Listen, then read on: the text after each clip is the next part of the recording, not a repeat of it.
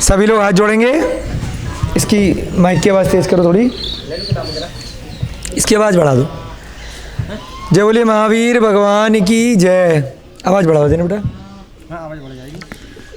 जय बोलिए आचार्य भगवान श्री हेमचंद्र जी महाराज की, आचार्य भगवान श्री विद्यानंद जी महाराज की, आचार्य भगवान श्री शुद्ध सागर जी महाराज की, थोड़ी सी और बढ़ाओ, आचार्य भगवान श्री विद्यासागर जी महाराज की, मुनि श्री प्रणम्य सागर जी महाराज की, मुनि श्री हनुमान सागर जी महाराज की, प्राकृत ग्रंथों के सभी रचयिता सभी पूर्वाचार्यों की, वर्तमान युग के शासन नायक महावीर भगवान की, वर्तमान युग के प्रथमाचार्य श्री चारित्र चक्रवर्ती आचार्य भगवान श्री शांति सागर जी महान मुनिराज की, सभी को सादर जय जिनेन्द्र, जय दूजड़ंदो। आज से थोड़ा सा कक्षा का समय आपका परिवर्तित हुआ है। अब प्रतिदिन 3 बजे से 4 बजे क्लास लगेगी, क्योंकि रात जल्दी हो रही है, तो इसलिए भोजन वगैरह में भी लोगों को फिर दिक्कत आ रही है। और दूसरा, आज आप में से कई सारे लोग मुनि श्री हनुमान सागर महाराज और आचार्य श्री शुद्ध सागर महाराज जी के पास श्रीफल चढ़ाने के लिए जाने के इच्छुक थे, तो इसलिए रात्रि होने से पहले वहाँ पहुँचना था, तो इसलिए आज भी कक्षा थोड़ी जल्दी करी गई आप सभी के अनुरोध पर। विशेषकर हमारे नीरज भैया जी ने अनुरोध किया था कि जल्दी करा दो जिससे जल्दी जा सकें। आचार्य श्री शुद्ध सागर महाराज जी एवं उनके परम प्रभावक शिष्य पाठशाला प्रेरिता मुनि श्री हनुमान सागर जी महाराज चांदनी चौक लाल मंदिर के पीछे मंदिर है, वहाँ पर विराजमान है। पिछले साल भी यहाँ और अभी जयपुर से बहुत दूर से विहार करते हुए कल ही पहुँचे हैं, पैदल विहार करते हुए कई दिनों से। तो अब संभवतः हम सभी लोग अनुमोदना कर रहे हैं, आचार्य महाराज से विनती करने जाएंगे कि महाराज श्री आचार्य श्री उनके शिष्य या दोनों छुल्लक जी साथ में सुनपुरा की धरती पर शीत प्रवास करें, अगला चतुर्मास करें। ऐसे निवेदन करने के लिए सभी लोग यहाँ से संस्था से आज जाने वाले हैं, आप सभी भी उसमें सहभागी बने, जो भी लोग जा सकते हैं 4 बजे आज। ठीक है, चलो भैया जी वो आगे से हटा दो उसको पता नहीं चल पाता। अभी हम कल जो हमने थोड़े से प्राकृत के शब्द लिखे थे स्त्रीलिंग के, उसको जल्दी से रिवाइज करेंगे। और समण सूत्र की 3 गाथाएं करी थी, आज भी कोशिश करेंगे अगर 3 गाथाएं हो जाती हैं, नहीं तो जितनी भी होंगी, जितना भी आपके पास समय है। पाठ 38 हमारा चल रहा है। आज थोड़ी सी हम पाठ 38 में संज्ञा शब्द हमने पूरे कर लिए थे, उसके बाद हम क्रियाओं शब्द को लिख रहे थे, तो यहाँ पर हम जल्दी से क्रियाएं देखेंगे। कहाँ से चालू की भैया? लंगड़ाना। सब लोग बोर्ड पे देखेंगे या अपनी कॉपियों में और साथ साथ दोहराएंगे। खंज माने, जो लोग बोल, खंज माने लंगड़ाना, बोलो लंगड़ाना। खिस माने खिसकना, रिपीट करो। खिस माने, जो हम बोल रहे हैं वो रिपीट करो, तभी तो याद होगा ना। खिस माने खिसकना। कम माने कम होना या घटना। गड़यड़ माने गिड़गिड़ाना। उपसम माने शांत होना। उपसम होना, उपशम माने दबाने को बोलते हैं हिंदी में, उपशम। और प्राकृत में उपसम। जंभा माने जम्हाई लेना। जमाई लेने जानते हैं आप? जमाई लेते हैं। एक जमाई राजा होते हैं, है ना, जमाई राजा जानते होंगे आप लोग, दामाद को बोलते हैं, ठीक है ना, तो वो अलग होता है जमाई, और यहाँ जम्भाई। ठीक है। खास माने खांसना। उव विस माने, बोलो उव विस माने, पहले प्राकृत बोलेंगे। उव विस माने बैठना। गिज्ज माने आसक्त होना। अच्छा ये आएगा आज, कहाँ तक हो गया? ओवरम किलिस। किलिस माने दुखी होना। कहाँ तक हो गया था आपका? उवरम, ये कौन से वाले शब्द लिखे हैं? खास हो गया, खास तक लिख लिए थे, खांसना, अच्छा उधर लिखे थे। हाँ, उसके आगे वाले ओब्वियस वाले अब लिखवाएंगे 3।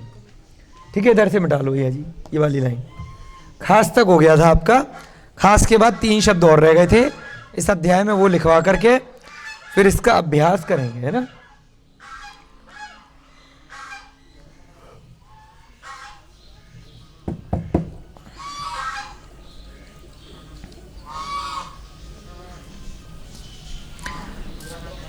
अच्छा, ये देख लिया था हमने, उवरम माने विरत होना। अच्छा, ये रह गए बोलने से, है लंगड़ाना के ऊपर थे वो।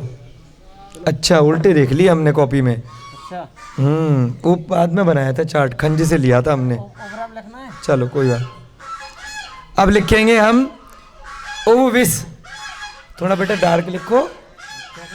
हाँ,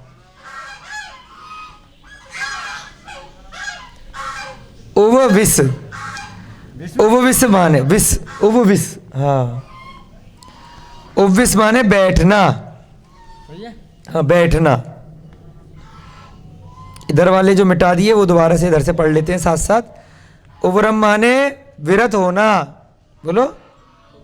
बेह माने डरना, क्लेश माने दुखी होना, क्लेशित होना, जोह माने लड़ना, उस्सस माने सांस लेना। ये पहले लिख चुके थे अपन, हैं, उस्सस। खंज माने लंगड़ाना, हाँ लिख लिए थे ना ये पहले। हाँ, वो तो लिख लिए, आगे पीछे हो गया ना थोड़ा सा। उस्सस लिख लिया, देख लो आप लोग। नहीं लिखा था, नहीं लिखा था, बैठना नहीं लिखा था। हाँ, उस्सस। चलो, पहले ओवसिस माने लिख लिया, बैठना। इसके बाद लिखेंगे गिज्ज, गिज्ज माने आसक्त होना, है ना। कल नोट्स कितने बनाए थे कल की कक्षा में? देखो बेटा, खंज से पहले उस्सस लिखा था, छज्ज, छुब, नहीं जिन्होंने कॉपी में लिखे थे। उवरम, हाँ उवरम लिखा था। उवरम के बाद क्या लिखा है? बे, फिर क्लिस के बाद खंज आ गया है। 2 रह गए, जोह और उस्सस, ये 2 और लिख लेंगे आज। ओविस माने बैठना। गिज बेटा थोड़ा डार्क चलाओ, चौक है ना उसमें दिखाई नहीं, थोड़ा दबा के चलाओ। कितना चलाओ? नहीं, उसमें दिखाई नहीं देगी, दिखाई दे रहा है? दिक्कत आती है हमें दिखाई पता। दे रहा है, बोल रहा है। और डार्क कर दूं? हाँ डार्क करो, जैसे उसमें लिखा है ना भैया ने, दबा करके। इससे भी डार्क करूंगा अभी, अब देखो ना। कैमरे में असक्त होना, आगे। उविस माने बैठना, गिज माने आसक्त होना। आप आ जाओ रोहिता जी, आपकी राइटिंग ठीक। मैं लिखा हूँ, बैठो रोहिता जी। खेड माने कीड़ा करना, खेड, खेड,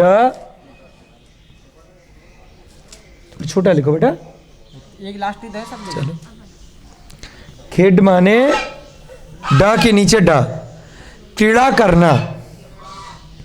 डा के नीचे डा है तो खेड, कीड़ा करना, खेलना। ब्रैकेट में लिखना कीड़ा करना के खेलना। ठीक है जी। हाँ, कीड़ा नीचे बिंदी आएगी डा के नीचे। नहीं अभी लगाऊंगा ना। प्राकृत में डा के नीचे बिंदी नहीं आती है, हिंदी में आती है अड़ा। ब्रैकेट में लिखो खेलना, खेलना।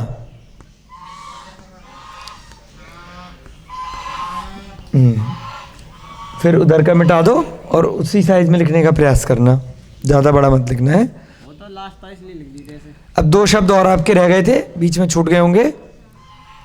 जोह माने लड़ना, जोह, जोह, बोलो जोह, जोह माने लड़ना। हाँ, लड़ाई हो जाती है ना, जूझते हैं, जूझना, लड़ना, हाथापाई होना, जोह। जोह माने हाँ लड़ना। लड़ना। और थोड़ा हम रेफरेंस के लिए मिलता जुलता शब्द लिखवा देते हैं, पुस्तक में कई बार नहीं भी लिखा होता है, जिससे उससे आपको मैचिंग हो जाए, याद हो जाए। लड़ना। लाड़ना नहीं बेटा, लड़ना। बड़ा आकर डंडा नहीं आएगा। हाँ, ब्रैकेट में लिख दो जूझना। जूझना। हाँ, जो से जूझना बन गया ना तो थोड़ा रेफरेंस के लिए याद आ जाता है। जूझ जा आएगा बेटा, जूझना। जूझते हैं ना, हत्तापाई हो जाती है, धक्का मुक्की होती है, जूझना। सही है। हाँ, ब्रैकेट बंद। ठीक है, नहीं ठीक है, जूझना छोटा कर दो। नहीं, सही है, सही। उसके बाद लिखो उस्सस, सांस लेना। ठीक है जी। उस्सस, नीचे लिखो बेटा, नीचे थोड़ा। हाँ, उस्सस। उस्सस माने सांस लेना, उस्सस। हाँ, सस, स, फिर से स। एक और। हाँ, उस सस, बोलो उस्सस। उस्सस माने सांस लेना, ठीक है, अच्छा। सांस लेना।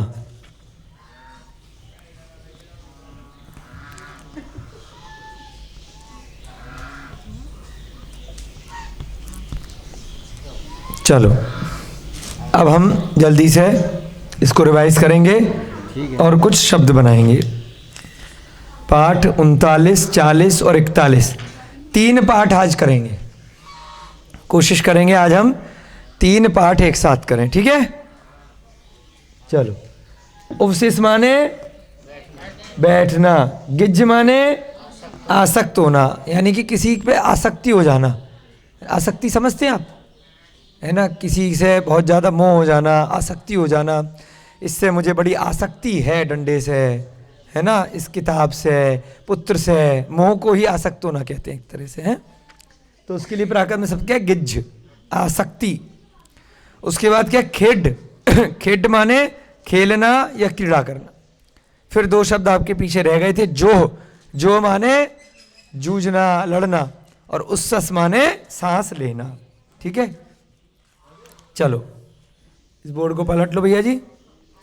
आज हम पाठ 39। इसको ही मिटा देते हैं, उस पे क्या थोड़ा दिखता नहीं है ना, नहीं दिख जाएगा, लाइन का नहीं दिखता है। नहीं कोई बात है। इसको मिटा देता तो फिर खत्म होगा ना, इसका नया कल चलेगा। अभी लिख रहे हैं ना बच्चे, किताब से लिख लेंगे। चलो ठीक है, इसी को मिटा दो। भैया जी कह रहे हैं इसी को मिटा के लिख देते। सबने नोट कर लिया? पहले रुक जाओ बेटा, सबने नोट कर लिया? अभी लिख रहे हैं ना वो, इसलिए हमने कहा था।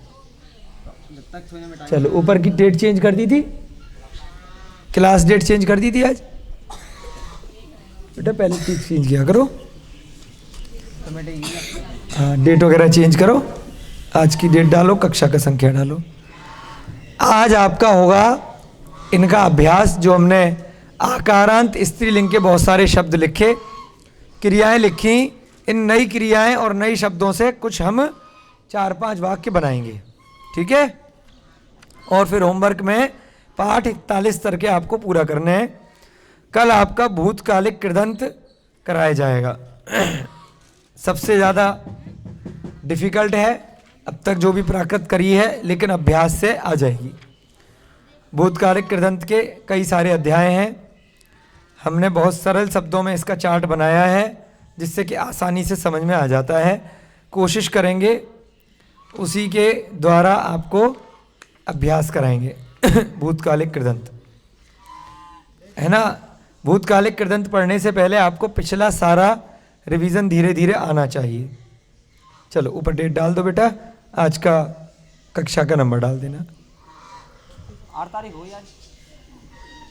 अब हम वाक्य बनाएंगे। जो लोग कॉपी में लिख रहे हैं, बहन हंसती है, हिंदी लिखेंगे बहन हंसती है। एक बहन है, सिंगल, यानी एक वचन है। कक्षा कौन सी है?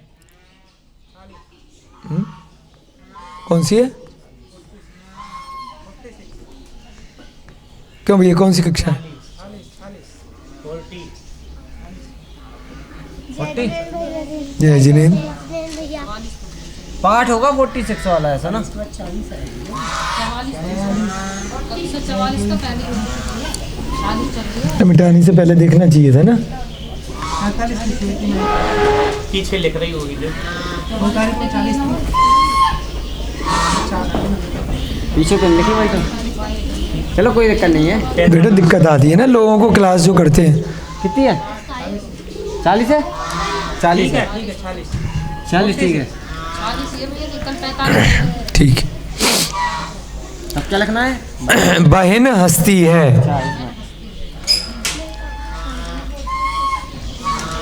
यहाँ पे इकार ई की मात्रा आएगी। हाँ तो छोटी की बहन। वो लगा रहा हूँ ना मैं। हंसती है।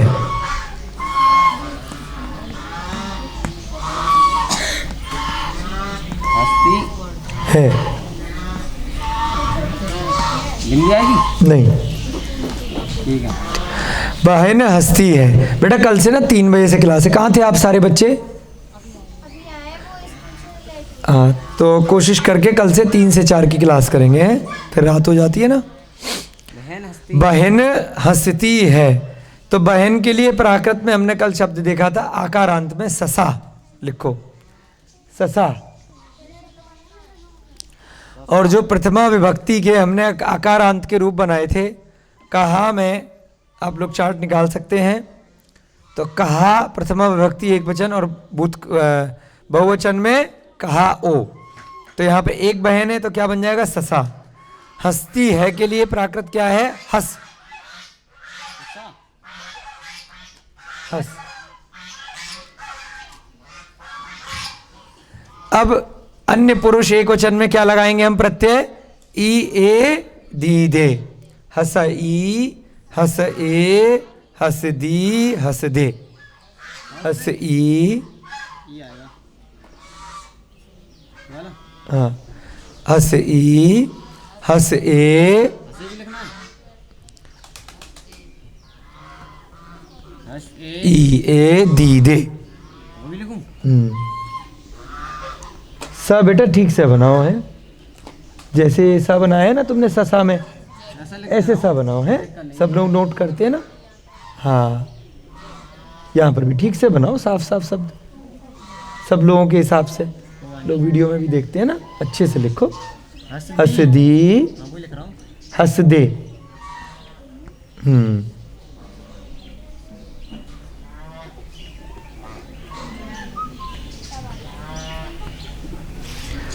ऊपर भी तुमने जो सा लिखा है ना, इसको भी ठीक करो। ओके। अब नया रूप बनाएंगे एक।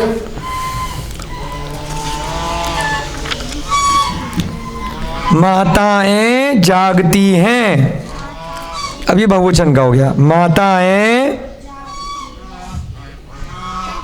माताएं जागती हैं। पहला वाला वाक्य था हमारा एक वचन का, वर्तमान काल का। ये भी वर्तमान काल का ही है परंतु बहुवचन का है। माताएं बिंदी आएगी ए के ऊपर जो लगाया ना। हाँ जागती हैं बिंदी आ रही है ना। माताएं बहुत सारी माताएं हैं और जागती हैं। तो क्या बनाएंगे हम? माया।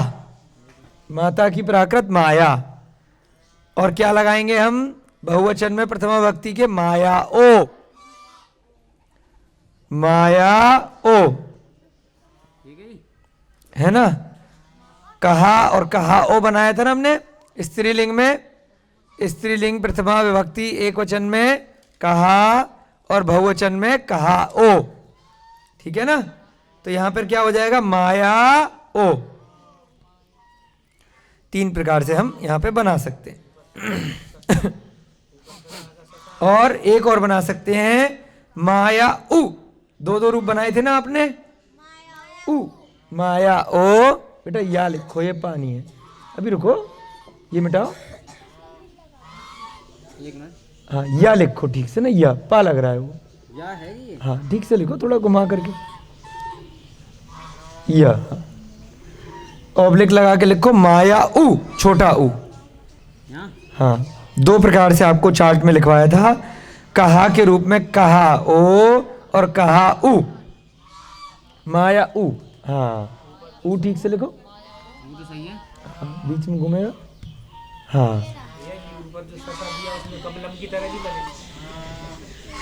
नहीं, एक प्रथमा विभक्ति है ना, चार्ट लेके बैठो। स्त्रीलिंग है, कमल नपुंसक लिंग का है। ठीक है। स्त्रीलिंग के रूप का चार्ट बनवाया था कहा की तरह से। है, सभी लोग अपने चार्ट देख सकते हैं। आपकी भी तो कॉपी होगी, बनाया था चार्ट, बोर्ड पे लिख रहे थे। जो लोग कभी बोर्ड पे लिखते हैं तो क्लास के बाद अपना जो भी लिखवाया गया है ना उसको नोट जरूर करें। तो स्त्रीलिंग के रूप बना रहे हैं हम, पुल्लिंग और नपुंसक लिंग के पहले कर चुके हैं, ठीक है। सभी लोग होमवर्क भी टाइम पे करें हैं। माया ऊ और माया ओ, ये दो हमने बहुवचन के बनाए। इसके बाद जग, जागने की क्रिया क्या है? जग, जग, ध्यान आ गया भैया। कमलम जो है वो कमल का नपुंसक लिंग में चलता है और पुल्लिंग में चलता है देव की तरह से। स्त्रीलिंग में आकारांत में हमारे स्त्रीलिंग के हिसाब से चलेंगे। जग। अब बहुवचन में क्या बनेगा? अंति, अंते, इरे। एक वचन में क्या है? एक वचन में हमारा ये दी दे, और इसमें क्या ले आओ, क्या है? एक वचन में क्या है? ये दी दे, और बहुवचन में क्या है? अंति, अंते, इरे। जगंती, जगंते, जगिरे, जगिरे, ठीक है। आएगा ना जगंती। हाँ जगंती, अंति नहीं, जग्गा नहीं आएगा बेटा, जगंती। हाँ मैं पूछ रहा था कंफर्म। हाँ जगंती, अंति नहीं बेटा, जगन। खाली वो ये वाला। हाँ बस, समझ गया। जगंती, जगंती, जग, अंति, अंते, इरे। इरे में हो जाएगा जगगिरे। या एड्रेस चेंज नहीं हो सकता था इस पे? अभी वो रजिस्टर्ड उस पे डला हुआ है ना, तो अभी जब तक वहाँ चेंज नहीं होगा इस पे नहीं कर सकते। कर दो, मतलब वहाँ पे उस अभी तो चलो कर दो, वहाँ पर चेंज कर देना एड्रेस। स्टार्ट कर देंगे। अंति, अंते, इरे। इरे के लिए जगगिरे करेंगे बेटा। जब ठा वाली क्रिया होती है तो ठा इरे लिखना पड़ता है। जब अकारांत, जब दो शब्द है ना, तो दो शब्द हैं, अकेला है अगर ई, जैसे यहाँ पे अकेला ई था तो इसलिए हंसी नहीं करेंगे। यहाँ पे इरे होता तो हंसरे हो जाता। दो अक्षर होते हैं तो मात्रा में चेंज हो जाता है। अकेला होता है तो नहीं होता है ना। जगगिरे सही है। क्या कह रहे हैं आप? आधे के पे भी आएगी क्या मात्रा? हाँ ये तुमने गलत लिखा बेटा, पीछे से आती है आधे में ना। हाँ जगगिरे, बिल्कुल ठीक। बता दे रहा, कोई दिक्कत हो रही है। धीरे धीरे सभी लोगों से इसलिए बोर्ड पे अभ्यास कराते हैं, जिससे कि जो भी गलतियां हैं धीरे धीरे, कई बार देखने में सुनने में नहीं होती है, हाथ से जब लिखते हैं तो अभ्यास हो जाता है। सही बात है। ठीक है, ठीक है। अब अगला शब्द बनाएंगे हम सीता शोभती है। ऊपर लिखूं इसको मिटा के? हाँ ऊपर वाला मिटा दो। सीता शोभती है। अभी लिख रहा हूँ। वर्तमान काल का एक रूप और बना रहे हैं। सीता शोभती है। तो सीता के लिए जो हमने चार्ट बनाया है देख के बताएंगे। सीता के लिए प्राकृत में क्या है? Siya, very good. और शोभने की क्रिया क्या है? छज्ज। नीचे से लाइन मिटा दो। सीता के लिए क्या हो जाएगी? सिया। ये अकेली है तो एक वचन में कहा की तरह से सिया ही रहेगा। बड़ी की मात्रा आएगी बेटा, सिया। वो तो बाद में सिया राम कर दिया गया है, इसी से बना दिया सिया रामचंद्र की, क्योंकि उनका नाम पहले सिया ही था, सीता है ना। सिया एक वचन में सिया ही रहेगा। शोभने की है छज्ज, छ आधा जा फिर पूरा जा, छज्ज। छज्ज, छज्ज माने शोभना। तो अब क्या लग जाएगा? ई ए दी दे, छज्जई। एक ही लिख लो बस, बाकी समझ जाएंगे। छज्जई, सिया छज्जई हो गया है ना। इससे आपको रेफरेंस मिल जाएगा कि तीनों में से कुछ भी लगा सकते, ई ए दी दे, चारों में से। अगला शब्द लिखेंगे श्रद्धा बढ़े। अब वर्तमान काल के आपके पूरे हो गए हैं।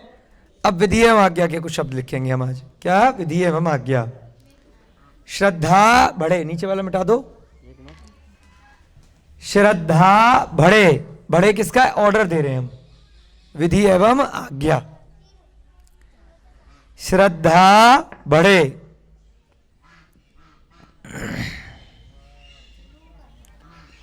हाँ। श्रद्धा की प्राकृत क्या है? आकारांत में श्रद्धा। श्रद्धा बढ़े, बढ़े, हाँ ब, हाँ अड़े, बिल्कुल। तो ये ऑर्डर वाला हो गया विधि एवं आज्ञा। बिंदी नहीं आएगी बेटा, बिंदी नहीं आएगी। बढ़े, श्रद्धा बढ़े, जैसे आप लोगों की धर्म पर श्रद्धा बढ़े, इसीलिए यहां पर प्राकृत का स्वाध्याय कराया जा रहा है। एक वाक्य में अगर इसको यूज करें, हम लोग प्राकृत क्यों पढ़ रहे हैं? जिससे कि इसका अध्ययन करके हमारी धर्म पर श्रद्धा बढ़े। तो क्या हो गया? विधि एवं आज्ञा। श्रद्धा नहीं, ये सेम आएगा, दा के नीचे धा, सधा नहीं, श्रद्धा, हाँ, दा के नीचे धा, बस श्र की जगह सा हो जाएगा, श्रद्धा। यहां पर भी क्या है? एक वचन है, और बढ़ने की क्या क्रिया है? बढ़ने की, बताओ देख करके, पिछली बार जो चार्ट था, बढ़ना, बढ़ना, बढ़ने की बढ़, हाँ बताओ देख करके, सब बच्चे धीरे धीरे अभ्यास करेंगे। बढ़ना, वड्ढ नहीं बेटा, डा के नीचे ढा है, हाँ हाँ, ऊपर वाला डा सही है, नीचे वाला ढ, हाँ वड्ढ। थोड़ा अच्छे से घुमाओ, नीचे गोल दिखना चाहिए, हाँ वड्ढ। वड्ढ माने बढ़ना। अब क्या है? अकेली है श्रद्धा, तो क्या बनेगा? ये वर्तमान काल है, विधि एवं आज्ञा है। विधि एवं आज्ञा में क्या बनता है? वर्तमान काल में बनता है ये दे दे, और विधि एवं आज्ञा बनता है ऊ या दू, वड्ढ ऊ या वड्ढ दू। सब लोगों को चार्ट अब धीरे धीरे याद हो गया होगा, नहीं हुआ है तो इस चार्ट को सामने रख लिया करेंगे, तो धीरे धीरे अभ्यास से हो जाएगा। ऊ या दू, ठीक है, विधि एवं आज्ञा में। वड्ढ ऊ, ये क्या लिखा बेटा? हाँ दू लिखो ढंग से, द के नीचे नहीं, साफ साफ लिखा करो बेटा, सब लोग देखते हैं ना बोर्ड को। हाँ हाँ बेटा, ये क्लियर नहीं लिख पा रहे आप, रोहिता जी एक बार साफ साफ लिखो।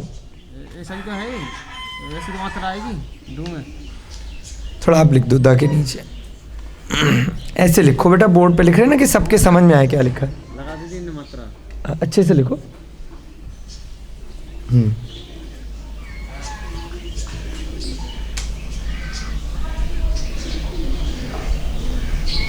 थोड़ा डार्क चलाओ, घबराओ मत, गहरा चलाओ, वहाँ चौक को दबा के। कौन सी उठा लाई? दूसरी चौक ले लो, गीली कर लिए लग रहा किसी ने। नहीं गीली ना है वो, उसका थोड़ा सा हो जाता है, कभी कंकर निकल जाता है। हाँ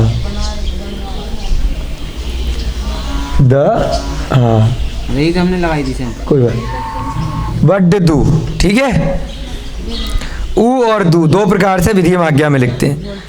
इसके बाद लिखेंगे एक बहुवचन का।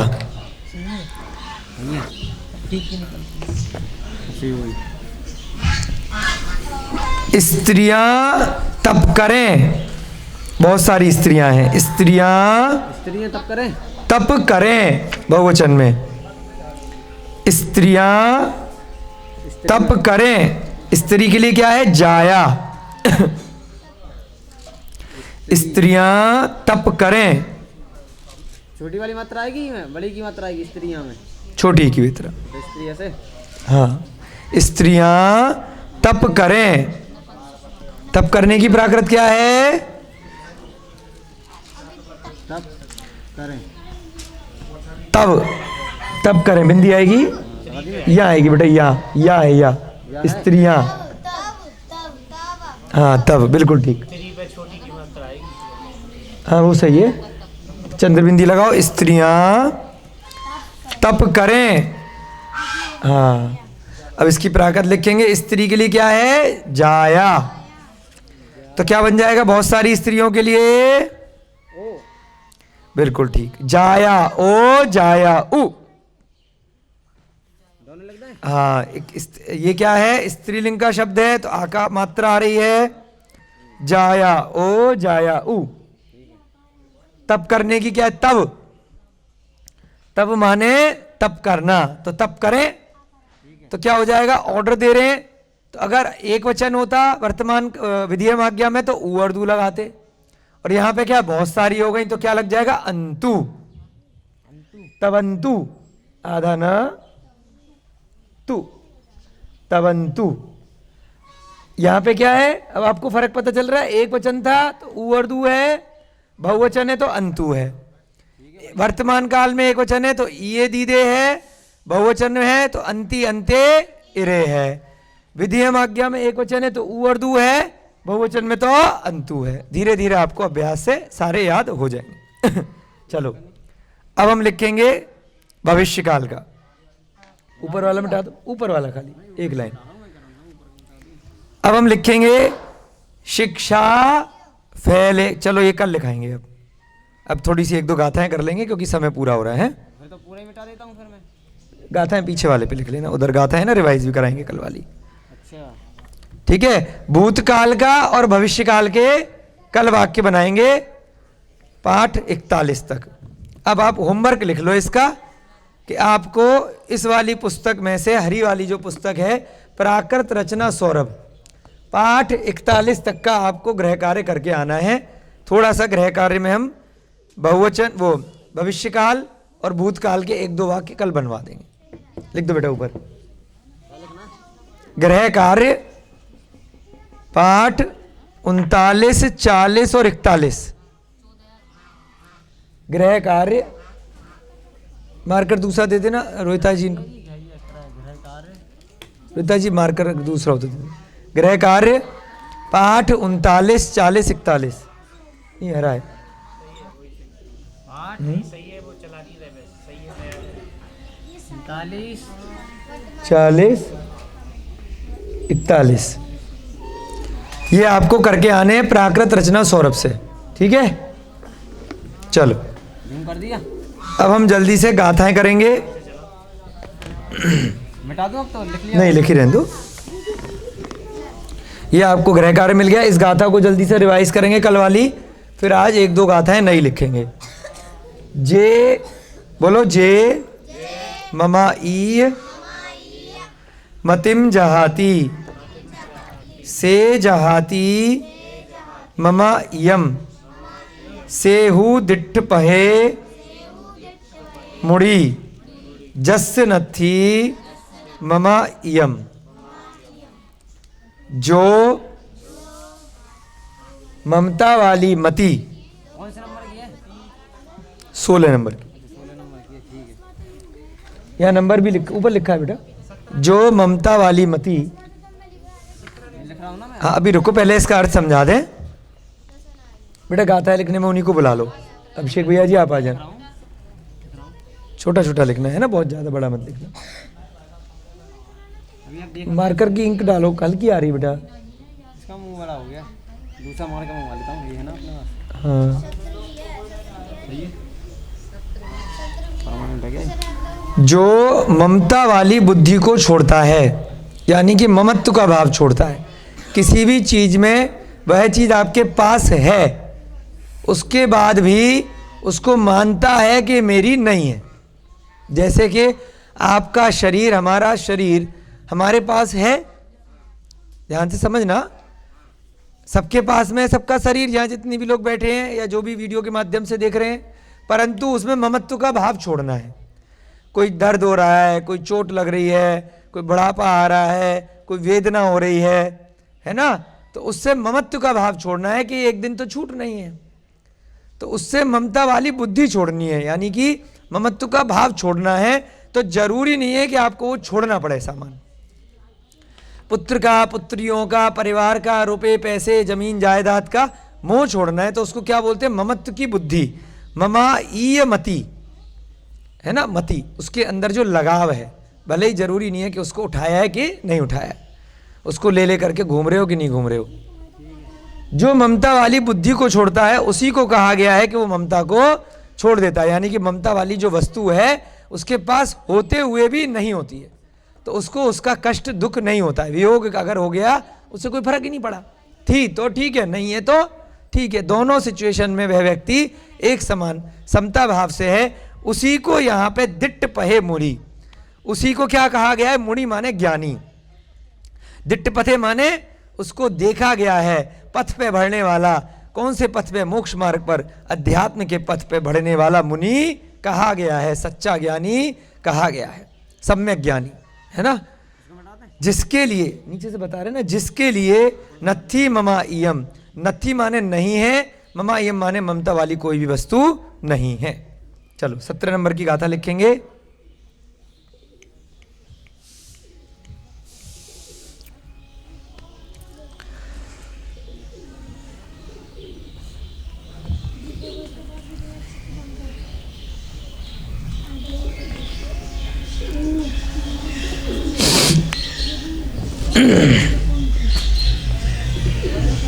हाँ 17 नंबर की गाथा लिखेंगे, और जो लोगों के पास पुस्तक है नहीं भी है वो लोग सुनेंगे जब तक भैया जी लिख रहे हैं। ऐसे लिखना बेटा, एक लाइन में एक लाइन पूरी आ जाए, है ना, गाथा की। सब गंथ विमुक्को, बोलते जाएंगे, सब गंथ विमुक्को, सी ई भूओ पसंत चित्तो, अ जम पावई मुत्ति सुहम, न चक्रवट्टी वीतम लाई।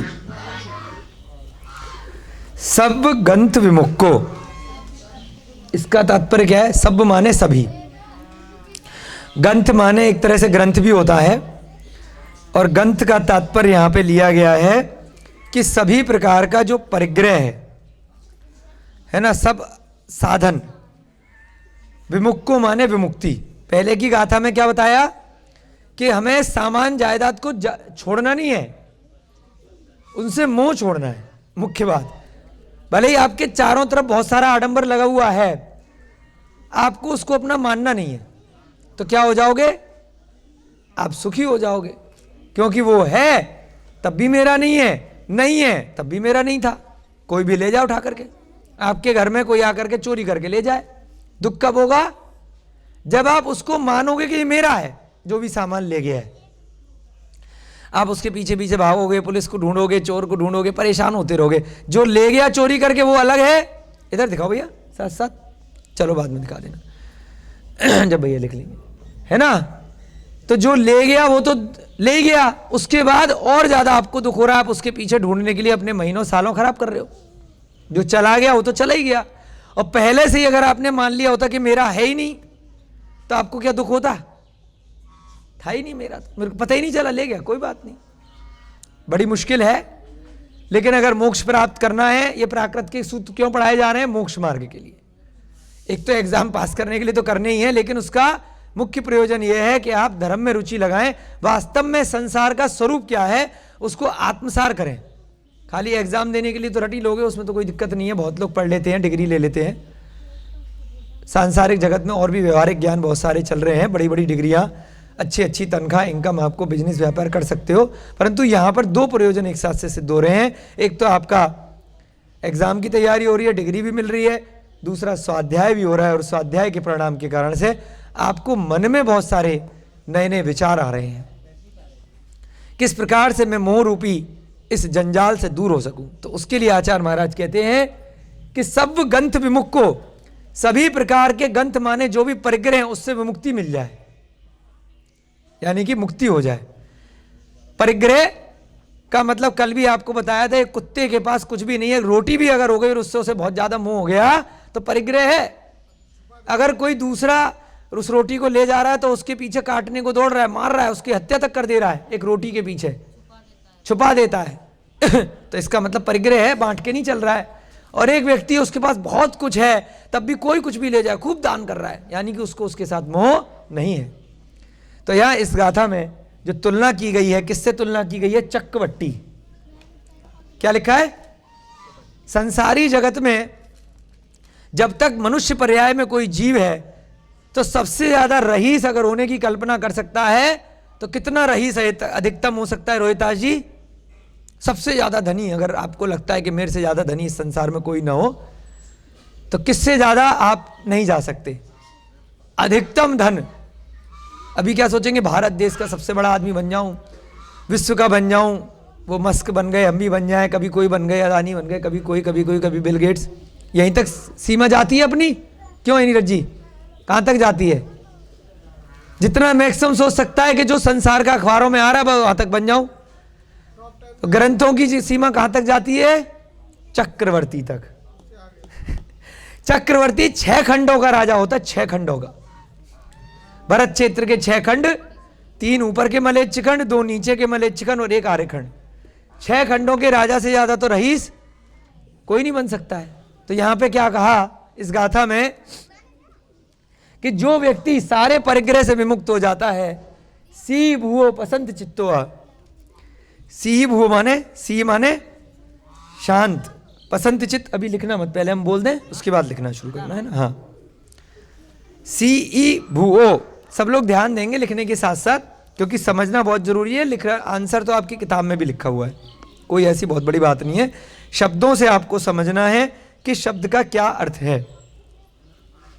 सी ई भू अ, सी माने शांत होता है, भू लग गया, ये भूतकालिक कृदंत के कारण से, वो कल का जो आपका अभ्यास होगा व्याकरण में भूतकालिक कृदंत आपको सिखाएंगे, वो लग जाता है।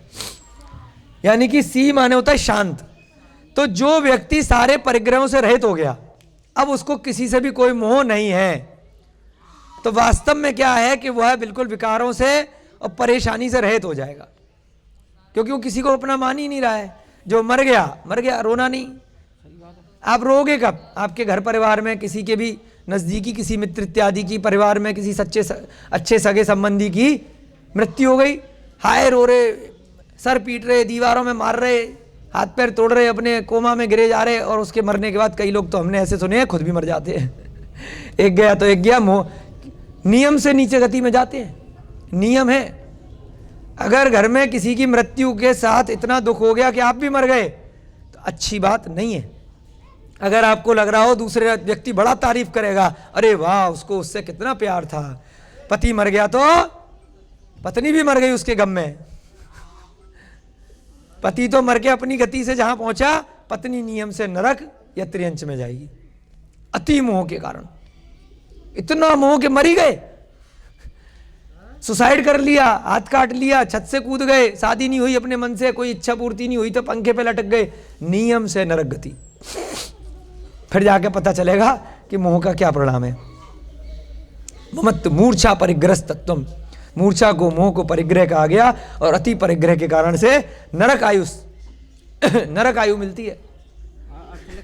तो यहां पर क्या बताने का प्रयास किया गया है कि मोह के कारण से व्यक्ति कहां तक जा सकता है, और जो मोह छोड़ देता है उसको इतना सुख और शांति प्राप्त होती है। सी भू माने इतनी शांति मिलती है, पसंत चित्त, कि उससे ज्यादा कोई प्रसन्न चित्त नहीं होता, कि जिसके पास कुछ नहीं होता।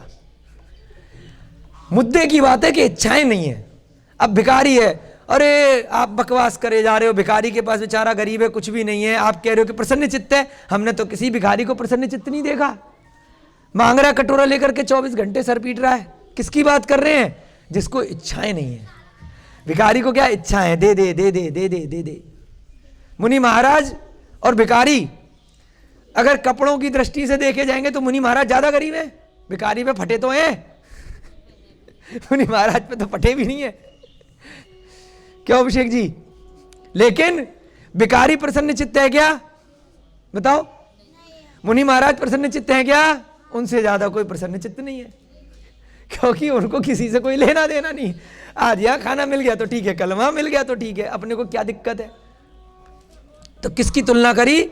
जो सभी प्रकार के परिग्रह से मुक्त है, कुछ भी अपने पास नहीं रखता है, उसको किसी का भी कोई इच्छाएं भी नहीं है, अंतरंग परिग्रह और बहिरंग। एक होता है कि बाहर से तो कुछ नहीं है, बस मन में इच्छाएं हैं, अरे यार राजा का पद मिल जाए, अरे इतना माल मिल जाए, इतने नोट मिल जाए, ये व्यक्ति आ जाए, ये हमारी सेवा करे, हमारे लाखों चेले बन जाएं, हमारे पूरे दिन टीवी पे इतने भक्त बन जाएं, इतने का माल मिले। ये भी अगर इच्छाएं हो गई तो दुखी रहेगा। अंतरंग से परिग्रह नहीं आया, अंदर से ऊपर ऊपर से दिखा दिया कि कोई परिग्रह नहीं है, परंतु अंदर खाने में इच्छाएं चल रही हैं। तो ऐसी इच्छाओं के साथ में आगे के अध्याय में कभी आएगा कि ऐसे मुनि महाराज अभिषेक जी और ऐसे श्रावक जो बाहर से परिग्रह को त्याग देते हैं परंतु अंतरंग से परिग्रह को रखते हैं, तो कुमानुष द्वीप में जाकर के अगले जन्म में जन्म लेते हैं। कहाँ जाते हैं? कुमानुष द्वीप। बहुत खतरनाक जगह है, नरक नहीं जाते। एक नया ही द्वीप बना रखा है मनुष्यों के लिए कि शकल होगी बंदर की और शरीर होगा आदमी का, है ना, पूंछ लग रही होगी किसी और की,